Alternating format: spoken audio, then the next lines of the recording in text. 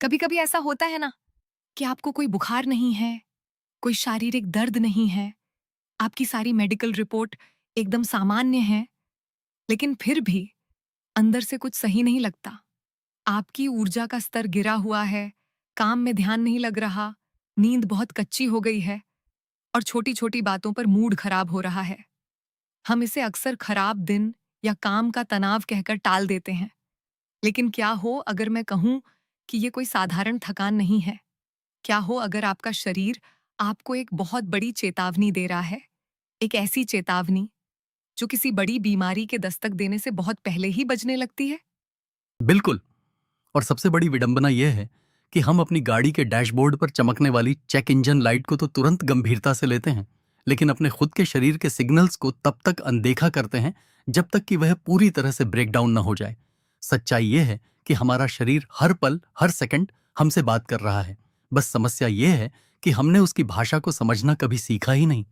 आज हम उसी भाषा के एक बहुत ही महत्वपूर्ण और गहरे शब्द को डिकोड करने वाले हैं, जिसे स्वास्थ्य विज्ञान की दुनिया में एचआरवी यानी हार्ट रेट वेरिएबिलिटी कहा जाता है। हार्ट रेट वेरिएबिलिटी सुनने में ये कोई बहुत जटिल मेडिकल टर्म लगता है। आमतौर पर लोग स्वास्थ्य को सिर्फ लक्षणों से जोड़कर देखते हैं। जैसे अगर बुखार आया तो मतलब हम बीमार हैं और डॉक्टर के पास जाना चाहिए। दर्द हुआ तो दवा लेनी है। लेकिन आप कह रहे हैं कि शरीर इन स्पष्ट लक्षणों के दिखने से हफ्तों या महीनों पहले ही हमें संकेत देने लगता है। ये कैसे संभव है? इसे ऐसे समझिए कि कोई भी बीमारी रातों रात नहीं आती। लक्षण तो किसी लंबी प्रक्रिया का अंतिम परिणाम होते हैं। उससे बहुत पहले ही आपके शरीर के भीतर बदलाव शुरू हो जाते हैं। आपकी नींद की गुणवत्ता गिरने लगती है, आपकी रिकवरी धीमी हो जाती है, आपका स्ट्रेस रिस्पॉन्स हमेशा एक्टिव रहने लगता है। और यहीं पर एचआरवी की भूमिका आती है। एचआरवी कोई बीमारी पकड़ने की मशीन नहीं है, बल्कि यह एक ऐसा पारदर्शी शीशा है जो दिखाता है कि आपके शरीर पर तनाव का बोझ कितना बढ़ गया है। तो अगर हम इसे एक आम श्रोता के लिए बिल्कुल सरल भाषा में तोड़ें, जो शायद पहली बार एचआरवी के बारे में सुन रहा है, तो ये असल में है क्या? क्या ये हमारी हार्ट रेट यानी दिल की धड़कन से अलग है? बहुत ही शानदार सवाल है। अक्सर लोग हार्ट रेट और हार्ट रेट वेरिएबिलिटी को एक ही समझ लेते हैं। मान लीजिए आपका दिल 1 मिनट में 60 बार धड़क रहा है, तो गणित के हिसाब से हर धड़कन के बीच ठीक 1 सेकंड का अंतर होना चाहिए, सही? एक मशीन या घड़ी का पेंडुलम बिल्कुल ऐसे ही काम करता है। लेकिन हमारा दिल कोई मशीन नहीं है। असल में हर धड़कन के बीच का समय थोड़ा अलग होता है। कभी यह अंतर 0.8 सेकंड होता है, तो कभी 1.1 सेकंड। धड़कनों के बीच के समय में होने वाले इसी प्राकृतिक बदलाव या अंतर को हम एचआरवी कहते हैं। आश्चर्य के साथ, मतलब हमारा दिल एक स्थिर लय में नहीं धड़कता? और अगर वह स्थिर नहीं है, तो ये एक अच्छी बात है। ये तो हमारी सामान्य सोच के बिल्कुल विपरीत है। हमें तो लगता था कि दिल का एकदम सटीक और एक ही लय में धड़कना अच्छे स्वास्थ्य की निशानी है। यही तो सबसे दिलचस्प बात है। एक एकदम सटीक मशीन की तरह धड़कने वाला दिल असल में एक थके हुए या तनावग्रस्त शरीर की निशानी हो सकता है। धड़कनों के बीच का ये जो बदलाव है, ये जो वेरिएशन है, ये दिखाता है कि आपका नर्वस सिस्टम यानी तंत्रिका तंत्र कितना लचीला है। जब आपका एचआरवी ज्यादा होता है, तो इसका मतलब है कि आपका शरीर जरूरत पड़ने पर तुरंत एक्टिव मोड में जा सकता है और काम खत्म होते ही वापस आराम यानी रिकवरी मोड में आ सकता है। शरीर की इसी फ्लेक्सिबिलिटी को हम असली रेजिलियंस या लचीलापन कहते हैं। ये तो बिल्कुल वैसा ही है जैसे भारतीय सड़कों पर गाड़ी चलाना। अगर आपकी गाड़ी का सस्पेंशन अच्छा और लचीला है, तो वह हर गड्ढे और झटके को आसानी से सह लेगी और आपको अंदर आराम महसूस होगा। लेकिन अगर सस्पेंशन एकदम सख्त है, तो हर छोटा सा पत्थर भी पूरी गाड़ी को हिलाकर रख देगा। तो क्या हम कह सकते हैं कि कम एचआरवी का मतलब है कि हमारे शरीर का सस्पेंशन सिस्टम खराब हो रहा है? क्या बेहतरीन उदाहरण दिया है आपने। बिल्कुल यही होता है। जब आप लगातार तनाव में रहते हैं, नींद पूरी नहीं लेते, काम का बहुत ज्यादा दबाव होता है या आपका खान पान खराब होता है, तो आपका शरीर लगातार फाइट और फ्लाइट यानी लड़ने या भागने वाले मोड में फंसा रहता है। शरीर को लगता है कि कोई खतरा है। ऐसे में वह आराम करने वाले मोड में जा ही नहीं पाता। नतीजा, आपकी धड़कनों के बीच का अंतर कम हो जाता है, आपका एचआरवी गिर जाता है और आपकी गाड़ी बिना सस्पेंशन के झटके खाने लगती है। और अगर हम आज के भारतीय लाइफस्टाइल की बात करें तो ये स्थिति बहुत डरावनी लगती है। हम एक ऐसे दौर में जी रहे हैं जहां हर कोई भाग रहा है। छात्र देर रात तक पढ़ रहे हैं या स्क्रीन देख रहे हैं। ऑफिस जाने वाले लोग घंटों लैपटॉप के सामने एक ही पोस्चर में बैठे हैं। ट्रैफिक, प्रदूषण, ईएमआई का तनाव और ऊपर से सोशल मीडिया का दबाव। बाहर से देखने पर सब कुछ नॉर्मल लगता है। लोग मुस्कुराते हुए तस्वीरें डाल रहे हैं, लेकिन अंदर ही अंदर ये क्रॉनिक स्ट्रेस जमा हो रहा है। आप बिल्कुल सही कह रहे हैं। हम एक ऐसी संस्कृति में जी रहे हैं जो हसल यानी लगातार काम करने को महिमा मंडित करती है। हम थके होने पर भी कॉफी पीकर खुद को धकेलते रहते हैं। विकासवादी दृष्टिकोण से देखें तो इंसानी शरीर इस तरह के लगातार तनाव के लिए नहीं बना है। हजारों साल पहले तनाव का मतलब था जंगल में किसी शेर का सामने आ जाना। उस वक्त शरीर तुरंत ऊर्जा पैदा करता था, आप भागते थे और जान बचने के बाद शरीर वापस शांत हो जाता था। लेकिन आज का शेर आपके बॉस का लेट नाइट ईमेल है या बैंक का मैसेज है। यह शेर आपको खाता नहीं है, बस आपको लगातार डराए रखता है और यही लगातार डर आपके एचआरवी को गिरा देता है। ये बहुत ही गहरी बात है। हम एक अदृश्य शेर के साथ जी रहे हैं और मुझे लगता है कि इसका सबसे पहला और सबसे बड़ा असर हमारी नींद पर पड़ता है। मैंने बहुत से लोगों को ये कहते सुना है, मैंने रात को पूरे 8 घंटे की नींद ली, लेकिन सुबह उठकर बिल्कुल भी फ्रेश महसूस नहीं हो रहा। ऐसा क्यों होता है? क्या नींद और एचआरवी का कोई सीधा कनेक्शन है?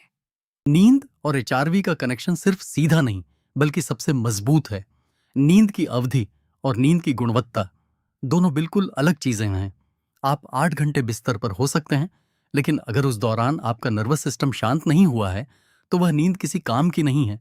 जब हम गहरी नींद यानी डीप स्लीप में जाते हैं, तब जाकर शरीर असल में खुद की मरम्मत करता है। उस समय हार्ट रेट स्थिर होता है और एचआरवी बेहतर होता है।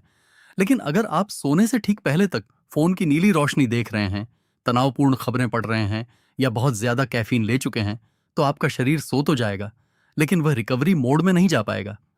मतलब हम शरीर को शट डाउन तो कर रहे हैं, लेकिन बैकग्राउंड में सारी एप्स अभी भी चल रही हैं और बैटरी सोख रही हैं।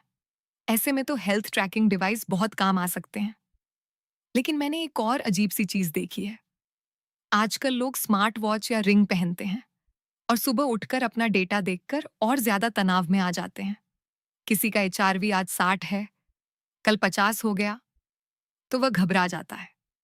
क्या ये डेटा हमें मदद कर रहा है या हमारी एंग्जाइटी बढ़ा रहा है? यह आज के समय की बहुत बड़ी समस्या है। डेटा अपने आप में कुछ नहीं है, अगर आपको उसका संदर्भ यानी कॉन्टेक्स्ट नहीं पता। एचआरवी कोई स्कूल का एग्जाम नहीं है जिसमें आपको 100 में से 100 नंबर लाने हैं। और सबसे बड़ी बात, यह कोई प्रतियोगिता भी नहीं है कि आप अपने दोस्त के एचआरवी से अपनी तुलना करें। हर इंसान का अपना एक बेसलाइन होता है, एक सामान्य स्तर होता है। महत्वपूर्ण यह नहीं है कि आज का नंबर क्या है, महत्वपूर्ण यह है कि पिछले एक हफ्ते या एक महीने का ट्रेंड क्या कह रहा है। तो यहीं पर एक बदलाव की जरूरत महसूस होती है। सिर्फ आंकड़े दिखा देना काफी नहीं है, उन आंकड़ों का मतलब समझाना जरूरी है। मैंने ओनेक्सीजन, ऑक्सवाइजन, स्मार्ट रिंग के बारे में पढ़ा है, जो इसी फिलॉसफी पर काम करती है। वे सिर्फ रॉ डेटा नहीं देते, बल्कि हेल्थ इंटेलिजेंस की बात करते हैं। ये अप्रोच बाकी साधारण फिटनेस ट्रैकर से कैसे अलग है? ओनॉक्सीजन का विजन बिल्कुल इसी समस्या को सुलझाने पर केंद्रित है। जैसा कि मैंने कहा, कच्चा डेटा आपके व्यवहार को नहीं बदल सकता। अगर आपकी स्क्रीन पर सिर्फ एक नंबर फ्लैश हो रहा है तो आप भ्रमित ही होंगे। लेकिन अगर आपका डिवाइस आपको यह समझाए कि पिछले 3 दिन से आपकी नींद खराब है, आपका एचआरवी लगातार गिर रहा है और आपके शरीर पर तनाव का बोझ बढ़ गया है, इसीलिए आज आपको भारी वर्कआउट करने के बजाय सिर्फ हल्का योगा करना चाहिए और जल्दी सोना चाहिए, तो यह एक अर्थपूर्ण इंसाइट है। ऑक्सीजन का उद्देश्य आपको यह बताना है कि आपका शरीर संतुलन में है या ओवरलोड में जा रहा है।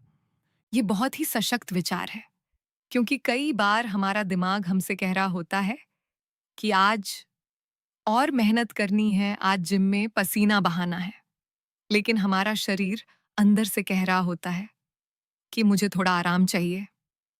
हम हमेशा खुद को पुश करने पर जोर देते हैं, जबकि कभी-कभी स्वास्थ्य का असली मतलब पॉज बटन दबाना भी होता है। बिल्कुल।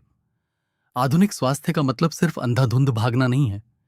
यह अपने शरीर के साथ एक साझेदारी बनाने के बारे में है। अगर आप अपने शरीर की नहीं सुनेंगे, तो वह एक दिन आपको जबरदस्ती रोक देगा, जिसे हम बीमारी कहते हैं। तो चलिए अब समाधान की ओर बढ़ते हैं। अगर कोई श्रोता ये पॉडकास्ट सुन रहा है और उसे लगता है कि उसकी रिकवरी अच्छी नहीं हो रही है या उसका एचआरवी ट्रेंड लगातार नीचे जा रहा है, तो वह इसे सुधारने के लिए व्यावहारिक रूप से क्या कर सकता है? क्या इसके लिए कोई जादुई सप्लीमेंट या शॉर्टकट है? सच कहूं तो स्वास्थ्य के मामले में कोई जादुई शॉर्टकट नहीं होता। जब चीजें खराब होने लगें, तो हमें हमेशा बेसिक्स यानी बुनियादी आदतों की तरफ लौटना चाहिए। सबसे पहला और सबसे जरूरी कदम है अपनी नींद का एक रूटीन बनाना। रोज लगभग एक ही समय पर सोने और उठने की कोशिश करें, यहां तक कि वीकेंड्स पर भी। दूसरा, हाइड्रेशन। भारत जैसी जलवायु में डिहाइड्रेशन बहुत आम है और यह सीधे आपके नर्वस सिस्टम पर दबाव डालता है। पर्याप्त पानी पिएं। अब मुझे लगता है कि स्क्रीन टाइम भी इसमें बहुत बड़ा विलेन है, खासकर रात के समय। बिल्कुल। सोने से कम 1 घंटे पहले डिजिटल डिटॉक्स बहुत जरूरी है। इसके अलावा रोजाना थोड़ी बहुत शारीरिक गतिविधि जरूर करें, चाहे वह तेज चलना हो, साइकिल चलाना हो या स्ट्रेचिंग हो। और सबसे महत्वपूर्ण बात, तनाव को मैनेज करने का कोई तरीका खोजें। यह हर किसी के लिए अलग हो सकता है। किसी के लिए यह गहरी सांस लेने का व्यायाम, डीप ब्रीदिंग हो सकता है, किसी के लिए ध्यान, मेडिटेशन, किसी के लिए डायरी लिखना, तो किसी के लिए बस अपने परिवार के साथ बिना फोन के कुछ समय बिताना। यानी स्वास्थ्य की ये आदतें सुनने में बहुत बोरिंग लग सकती हैं, लेकिन असल में यही सबसे ज्यादा असरदार हैं। अच्छी नींद, संतुलित भोजन, शरीर की हलचल और दिमाग की शांति, यही वो नींव है जिस पर एक मजबूत एचआरवी और एक स्वस्थ शरीर खड़ा होता है। लेकिन डॉक्टर, चलते चलते मैं एक और अहम सवाल पूछना चाहूंगा। इन वेयरेबल्स का इस्तेमाल करते समय लोगों को किन चीजों से सख्त बचना चाहिए? 3 बहुत ही स्पष्ट चीजें हैं जिनसे बचना चाहिए। पहला, रोज सुबह अपना नंबर देखकर पैनिक करना या घबराना। एक दिन का खराब एचआरवी सिर्फ यह बताता है कि शायद कल आपने भारी खाना खाया था या आप थोड़ा तनाव में थे, ये कोई मौत की सजा नहीं है। दूसरा, कभी भी अपने एचआरवी की तुलना दूसरों से न करें।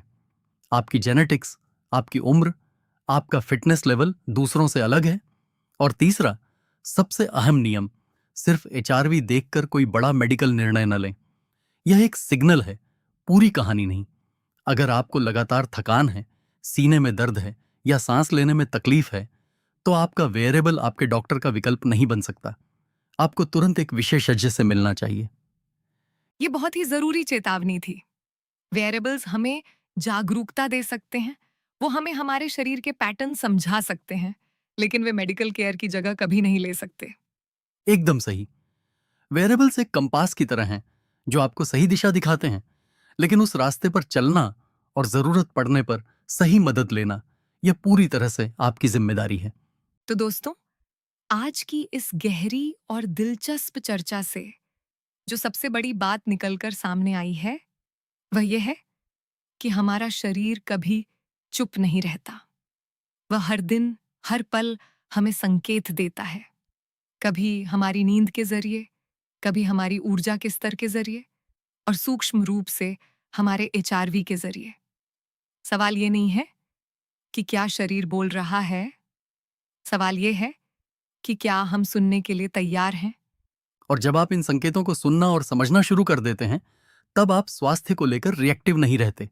यानी आप बीमार होने का इंतजार नहीं करते, बल्कि आप प्रोएक्टिव बन जाते हैं। आप बीमारी के आने से पहले ही अपने शरीर को मजबूत और संतुलित कर लेते हैं। ऑक्सीजन जैसे उपकरणों का असली विजन भी यही है कि तकनीक सिर्फ डेटा का ढेर न लगाए, बल्कि वह आपको आपके ही शरीर की भाषा का अनुवाद करके दे। क्योंकि बेहतर स्वास्थ्य की शुरुआत बेहतर जागरूकता से ही होती है। क्या बात है! बेहतर स्वास्थ्य की शुरुआत बेहतर जागरूकता से होती है। मुझे लगता है कि आज के एपिसोड को समाप्त करने के लिए इससे बेहतरीन विचार कोई और नहीं हो सकता। यह विचार हमें सोचने पर मजबूर करता है कि हम अपने शरीर को एक मशीन की तरह इस्तेमाल कर रहे हैं या एक साथी की तरह उसका ख्याल रख रहे हैं। अगर आज की इस चर्चा ने आपको अपने शरीर के संकेतों को लेकर थोड़ा भी जागरूक किया है, तो इसे अपने दोस्तों और परिवार के साथ जरूर साझा करें। अगले एपिसोड में हम एक और ऐसे ही दिलचस्प विषय पर बात करेंगे जो आपके स्वास्थ्य के नजरिए को पूरी तरह बदल देगा। तब तक के लिए अपने शरीर की फुसफुसाहटों को सुनिए, इससे पहले कि उसे चीखना पड़े। अपना ख्याल रखिए और स्वस्थ रहिए।